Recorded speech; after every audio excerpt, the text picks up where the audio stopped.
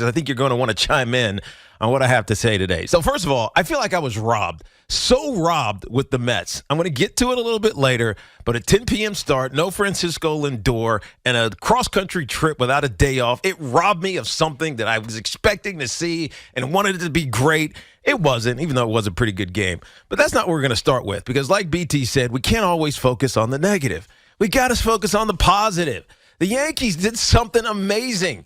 They swept the Angels. Now, the Angels historically haven't been very good, but over the last 2 or 3 months of this season, the Angels have been outstanding. Shohei Ohtani, who won the MVP last year, has been a great pitcher. We tore him apart. 3 home runs off of him. You could just feel that Judge home run coming on that hanging slider as he drilled it into the left field bleachers, and it was almost got out there in about 2.5 seconds. He hit that thing so hard. They come into the second game. It was a grinder. Taillon, as you just heard, almost had a perfect game into the 8th inning, just gave it up, but still, he has been fantastic. And Rizzo, who's in a contract year with that 1-year opt-out after this season, came through huge, hit the ball right back up the middle, 2-run RBI, two runs and a hit on an RBI that allowed them to win that game as well. So they sweep the Angels, who are one of the best teams in the American League, and you got to feel good about them. You can't help but feel good about the starting rotation.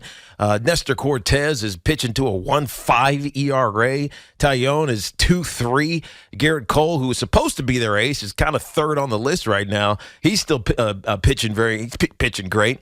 But I can't not address the negative. I know we want to focus on the positive, but I can't not address the negative.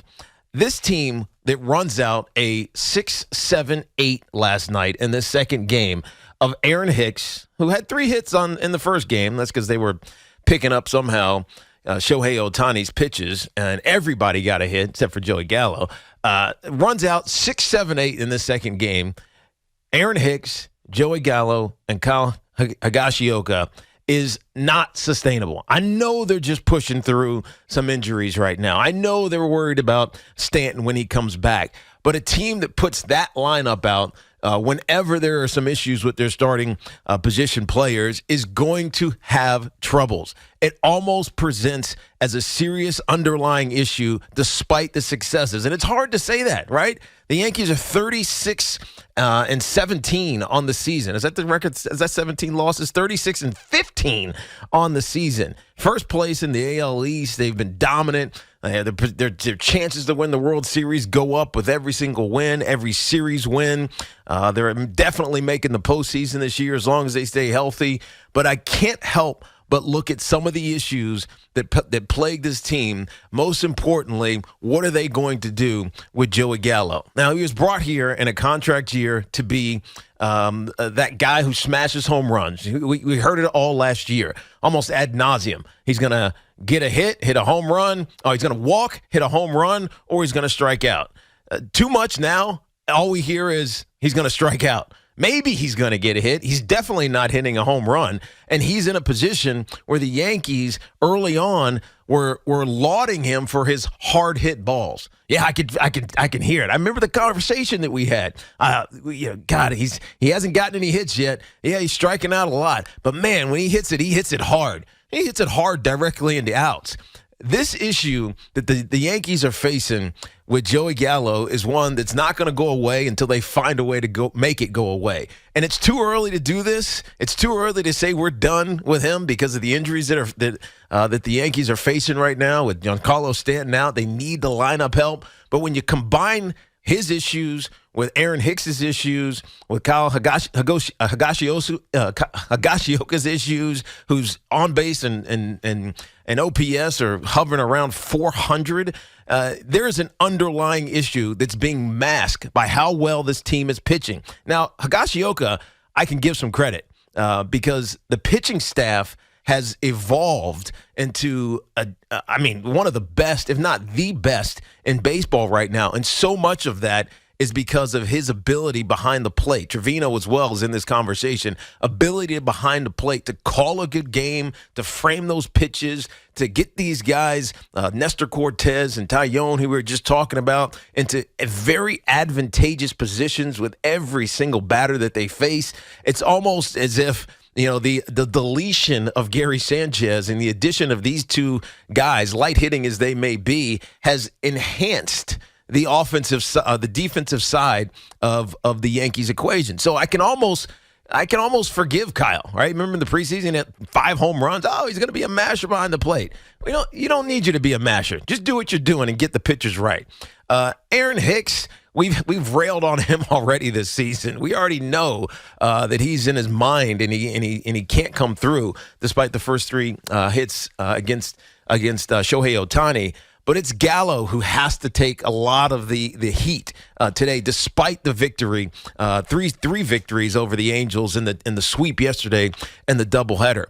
When you have a team that has a hole as big as the Yankees do right now with Joey Gallo, who's playing left field, who it just can't find his mind at the plate, you wonder, when at some point you need to have a hit. You need to have a guy get a hit, like we saw multiple times yesterday. He left 6 guys on bases in the second game, one of them with the bases loaded. And all in your mind, you're saying, man, what if can he just walk?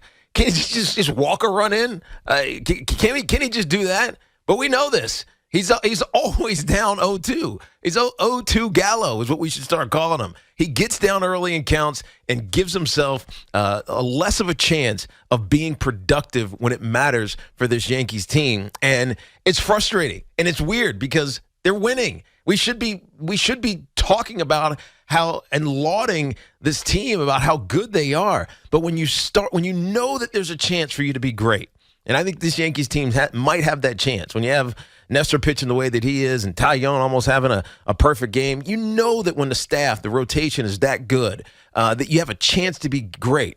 And when you think you're on the edge of being great, you can't help but nitpick. You can't, because you know that at some point that weakest link is going to rear its ugly head and prevent you from achieving something. And so Gallo's got to take a little bit of the targets right now, because Joey Gallo might be having, and Hoff said this in our pre-production meeting, and I don't have enough historical knowledge to paint the big enough picture around it, but for a guy in a contract season who's not old, by the way, Joey Gallo's 28 years old. He should have 5-6 years of really good baseball ahead of him. But for a guy who's in a contract year, Joey Gallo might be having the worst contract year of anyone that you can remember. He's only got 23 hits on the season. It hasn't been a ton of at-bats, but it's not like it's a minimal number of at-bats. 130 at-bats. He's got 23 hits. His OPS is below 600. 5 home runs on the season. I guess that's okay, but the hits aren't coming in moments when you need those hits to come. As much as I love talking about how great this Yankees team is, and I'm going to continue to talk about how great this Yankees team is, because I love some of the players, right? I love Nestor. I love what Aaron Judge is doing. I love that even Gleyber Torres has found a role in this part-time-ish player that he gets thrown into. IKF, he hits when he needs to.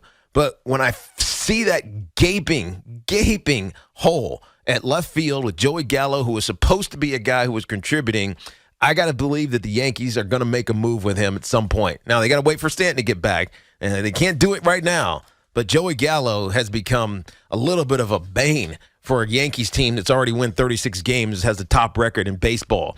Don't forget our friends at Town Fair Tire remind you that at Town Fair Tire, you always get the guaranteed lowest price on name brand tires from Connecticut to Maine. Nobody beats Town Fair Tire. Nobody. Let's get your calls. 877-337-6666. John, who's up in Fairfield, Connecticut. John, welcome to the Fan. What's up, man? Tiki, my man. How you doing, buddy? I am fantastic. Season ticket holder for the Giants. I listen to the show when I'm working from home on Fridays. You're so right, but I mean, there was so much to talk about yesterday. Yep. And to lead with Joey Gallo, after Nestor Cortez maybe starting the All-Star game. Oh, Nestor, we know that, though. But don't we know that? Yeah, but like a hole in the Yankee, it's the best season we've had thus far year to date in a long time. Yeah, but hold on. If I come on the air and I start saying Nestor Cortez is going to win the Cy Young, he's going to start the All-Star game. Hell, he might have an ERA under 0 or under 1. What are you going to say? You're going to call and say, exactly. You're going to say, that's awesome, fantastic. We're not going to have a conversation. We're going to talk about one of the most exciting players that the Yankees have had in a long time. Not because we expect him to be a Hall of Famer, talking about Nestor Cortez, of course, but because he's having an unbelievable season. And every time we see it, it's like, dude, I love Nestor. You just expect him to be fantastic. The debate here is the ultimate ceiling of the Yankees going to be undercut because they have too many underperformers at the plate, and especially if they get some more injuries. I mean, let's hope that Stanton is not. We haven't heard anything about Stanton in the last 2 weeks, but let's hope it's not something serious. Let's hope that Aaron Judge doesn't go into some slump, because if he does, you got to pick up the slack. Who's doing that? Right? So to me, that's the bigger issue right now. Yes, they swept the Angels. Good for them, right? I'm worried about the potential undercutting of what could be an unbelievable Yankee season. To me, right now, it's Aaron Hicks and Joey Gallo. Higashioka, I can understand. He's not a heavy hitter, but you know what? He's been a great catcher, and there's a reason that Nestor and Taillon have been as good as they've been. It's because of the catching. I can't quantify it, but you know there's a difference because we saw it last year with Mark Sanchez. No, and the defense. I mean, they're strong up the middle. They were awful last year, and again, I am not a fan of Joey. Listen, Joey Gallo, guys, it pains me to watch him, and it pains me for him. It's 0-2. BT joked to me earlier in the season. He's always going to go down 0-2. He's always down 0-2. Yeah. No. They should have that on FanDuel. How many times will Joey Gallo go 0-2 in a game? In a game, no, right? He's going to get 4 at-bats, over-under, 2 0-2s. I'd go over almost every single time. It's that bad. And again, I'm not sticking up for him, but he is a pretty good fielder, and so is Aaron Hicks. But listen, if things like this will find you in the postseason, so they need to fix it. That's a great point, John. That's a great point. And in the second game, we saw it. Right? How many times did they have 2 on? They stole second. They double steal, right? They're on second and third. And it's like, we just need a hit. And you're looking at same thing happened over the weekend in Tampa with Aaron Hicks. That's exactly right. And they need to fix it. I'm just looking forward to game 2. We get a sweep, and I'm like, my God, Tiki's talking about Joey Gallo to lead this thing off. Yeah, but you can't argue with me when I talk about the sweep, right? No, not at all. You can't. Not at all. That would just be like watching, a sports recap show. Hey, guess what? The Yankees swept the Angels. Fantastic. Nestor was amazing. Jameson Taillon almost had a perfect game. Great. You know that, right? You have social media. You probably watch the game. You know that. What's the conversation? The conversation is the Yankees, as we've seen the start of this season, we're 53 games in. 53 games. Actually, they're 51. The Mets are 53. 51 games into this season, and the Yankees have the best record in baseball, and they have a chance to be special, especially because you have this starting rotation outside of Cole. Forget Garrett Cole. I mean, eventually maybe he turns it on and becomes the ace that he's paid $34 million to be. But outside of Garrett Cole, they have a ridiculously good starting rotation. They have Aaron Judge, who's on an MVP pace. They have Donaldson. They have Rizzo, who comes through humongous in the second game with an RBI single, a 2 RBI single that helps them win that game. You have all of this working for you. And then you start saying, but what can go wrong? And the thing that can go wrong is Aaron Hicks and Joey Gallo in critical situations coming up empty, leaving 6 guys on base. It's Aroldis Chapman, who we're not even talking about right now. What happens when he comes back? What role do you put him in? He hasn't blown a save, interestingly enough, this season. He's had 9 up and 9 saves, but he does have 2 losses and got saved by Michael King on another one. So where's Aroldis Chapman? You can't help but look at the things that are going to ultimately be a little bit of a thorn in your side when a team is playing this well. We talked about this yesterday. Of course they're great. The Mets as well, but I'm frustrated with them. We'll talk about them in a second. But of course they're great. But we skew negative. Brian in North Arlington, welcome to the fan. What's up, Brian? Hey, Tiki, love the show. Thank you, man.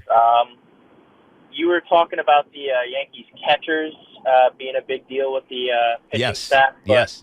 I think somebody that deserves a lot more credit is the Yankees pitching coach, Matt Blake. Yes. He's done an excellent job. They are the best staff in the league, basically, outside of the Dodgers, maybe. But, yeah. Well, no, they are statistically.